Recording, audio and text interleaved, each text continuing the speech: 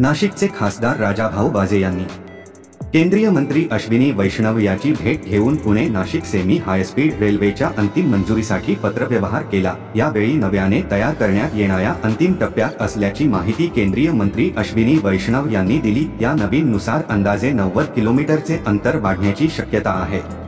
Nashik Pune high speed रेल्वेत सातत्याने अडथळे निर्माण होत आहे। हे अडथळे दूर करण्यासाठी नाशिकचे खासदार राजाभाऊ बाजे यांनी 6 डिसेंबर रोजी अश्विनी वैष्णव यांची भेट घेतली।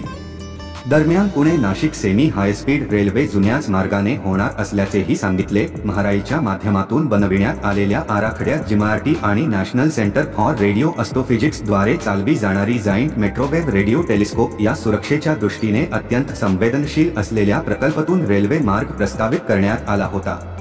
मात्र ही बाब रेल्वे मंत्रालयाच्या लक्षात येताच त्याबाबत नव्याने आराखडा बनविण्यास मान्यता देण्यात आली। जेमार्टी प्रकल्पाला वळसा घालून नव्यानेचे काम अंतिम टप्प्यात असल्याचे केंद्रीय मंत्री अश्विनी वैष्णव यांनी सांगितले।